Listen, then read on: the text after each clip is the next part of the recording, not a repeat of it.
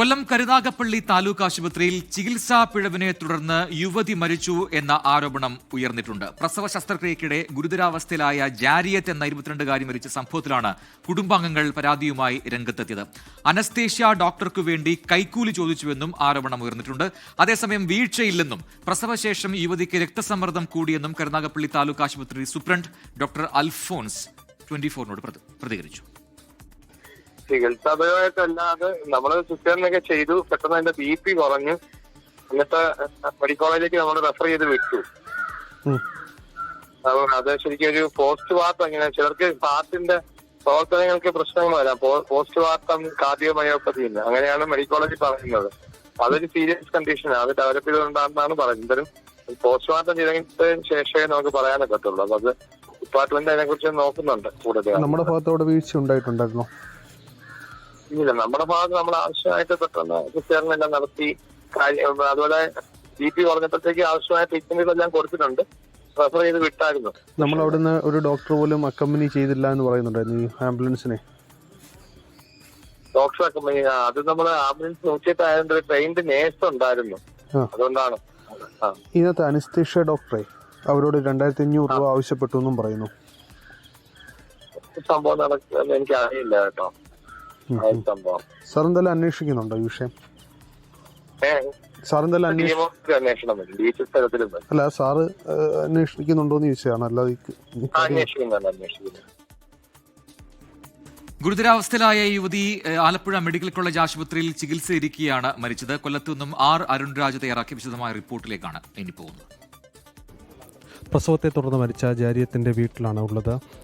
ജാരിയത്തിന്റെ മാതാവാണ് ഇപ്പോൾ നമ്മളോടൊപ്പം ചേരുന്നത്. എന്താണ് സംഭവിച്ചതായിരുന്നു? ഞങ്ങൾ തിങ്കളാഴ്ച രാത്രി 7:30-8 മണിയായി ഞങ്ങൾ ഹോസ്പിറ്റലിൽ ചെന്നപ്പം അഡ്മിറ്റ് ആക്കിയില്ല. അഡ്മിറ്റ് ആക്കാൻ പറഞ്ഞ് റിസർവേഷനിൽ ഇരിക്കട്ടെ, നാളെ നമുക്ക് എന്തെങ്കിലും ചെയ്യാം, അവർക്ക് അസുഖമില്ല, സിസ്റ്റർമാർ വന്ന് നോക്കിയെന്ന് പറഞ്ഞ്.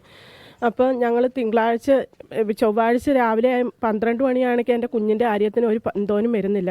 ഒബ്സർവേഷൻ ആണെങ്കിലും അവർ പറഞ്ഞ് ഉള്ളൊക്കെ എപ്പോഴും പരിശോധിച്ച് നോക്കിയിട്ട് ഇനി വീണ്ടും ഞങ്ങളുടെ കൂടെ തന്നെ പുറത്ത് വിട്ട് അന്നേരം പറഞ്ഞു ഡോക്ടർ ഓപ്പറേഷൻ പാടില്ല, വന്നിട്ട് എന്തോന്ന് വെച്ചാൽ ആലോചിച്ചിട്ട് പറയാമെന്ന് പറഞ്ഞു. ഞാൻ പറഞ്ഞു ഇങ്ങനെ കിടത്തിയിരുന്നാൽ മതി, എന്തെങ്കിലും എന്തോനാവണമെന്ന് പറഞ്ഞ്.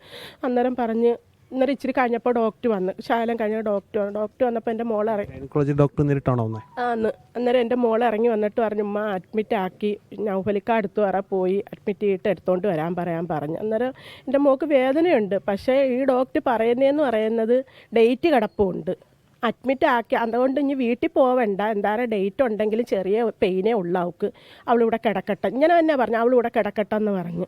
എന്നിട്ട് നമ്മൾ വിചാരിച്ച് അന്നൊന്നും ചെയ്ത് അന്ന് പാരസെറ്റാമോൾ ഗുളികയും ഒരു പനിയുടെ ഒരു ചെറിയൊരിത് ചുമ്മാ ഒരു ചെറുതായിട്ട് 3 മണിവരെയൊക്കെ ആണൊക്കെ ഒന്നും പറയുന്നില്ല. അന്നേരം ഞാൻ ചെന്ന് ഇങ്ങനെ എത്തി നോക്കിയപ്പോൾ എൻ്റെ മോന് റിത്താടങ്ങ് ചോറിന് പോയിരിക്കുക. എന്നിട്ട് ഞാൻ ചെന്ന് എത്തി നോക്കിയാൽ എൻ്റെ മോടെ 2 കയ്യിലും ട്രിപ്പ് ഇട്ടേക്കുന്നത്. പുറക്കെ ഞാൻ കയറി ചെന്ന് എന്നാൽ ഡോക്ടർ ഇല്ല, അതിനകത്ത് സിസ്റ്റർമാർ മാത്രമേ ഉള്ളൂ.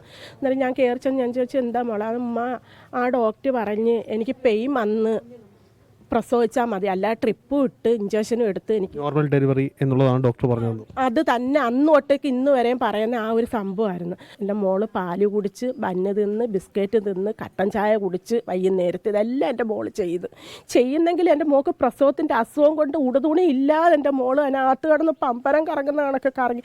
ഞാൻ ചെന്ന് കയറുമ്പോൾ എന്നെ ഇങ്ങനെ കെട്ടിപ്പിടിച്ചും കൊണ്ട് എൻ്റെ മോടെ തല എൻ്റെ ദേഹത്തിരിക്കാൻ വളഞ്ഞിങ്ങനെ കിടക്കുക. ഞാൻ അന്നേരം പറയുന്നത് മോളെ അടങ്ങ്. അന്നേരം പറയുന്നത് അമ്മ ഇവിടെയൊക്കെ തൊട്ട് നോക്കിയപ്പോൾ എനിക്ക് ഈ 2 ട്രിപ്പ് ഊരിയച്ച് പറഞ്ഞ് എൻ്റെ മോടെ അടുത്ത് പറഞ്ഞെന്ന് ഈ ട്രിപ്പ് ഇട്ട് അസുഖം വരട്ടണ്ട, പിന്നെ ഞാനിപ്പോൾ ഓപ്പറേഷൻ 2-3 എണ്ണം കഴിഞ്ഞിട്ട് ഇറങ്ങിയതേ ഉള്ളൂ. അതെൻ്റെ മോള് സത്യമായിട്ടും പറഞ്ഞ കാര്യം, ഹക്കായ കാര്യം ഞാൻ പറയുന്നത്. എൻ്റെ മോള് പറഞ്ഞ കാര്യം അത്. ഈ പെണ്ണിനെ വിളിച്ച് ഈ പെണ്ണ് അതിനകത്ത് നിന്നപ്പോൾ ഒന്നും പറ്റുന്നില്ല, ഇവരുടെ റെക്കോർഡുകളൊന്നുമില്ല, ഡോക്ടർ എന്തോനും ഇല്ലാതെ ഈ കൊച്ചിനെ ഏറ്റെടുക്കത്തില്ലെന്ന് പറഞ്ഞു. അങ്ങനെ ഈ കൊച്ചു തന്നെ അതിനകത്ത് നിന്നുകൊണ്ട് ദീപ്തി ഡോക്ടറെ വിളിച്ച് ആ ഡോക്ടറായിട്ട് സംസാരിച്ചപ്പം പറഞ്ഞ് മൊത്തം റെക്കോർഡുകളും വേണമെന്ന് പറഞ്ഞു. പക്ഷേ എന്തോ ആയിക്കോട്ടെ, ആ സ്പോട്ടിൽ അവർ ആ 2500 മരണവെപ്രാളം എൻ്റെ മോള് മരിക്കാൻ പോകുന്നു, മരിച്ച് കിടക്കി എൻ്റെ മോള്. പക്ഷേ ആ 2500 ആ സ്പോട്ട് മേടിച്ചെന്ന് പറയുമ്പോൾ ഡോക്ടറാന്നാ? എവിടുത്തെ ഡോക്ടർ? എനിക്ക് എൻ്റെ ഈ കുഞ്ഞിൻ്റെ സത്യാവസ്ഥ കണ്ടുപിടിക്കണം. കരുനാഗപ്പള്ളിയിൽ ചികിത്സാ പീഡനത്തെ തുടർന്ന് യുവതി മരിച്ചെന്ന ആ പരാതിയിൽ അതുമായി ബന്ധപ്പെട്ട് ആ യുവതിയുടെ അമ്മയാണ് ഇപ്പോൾ സംസാരിച്ചത്.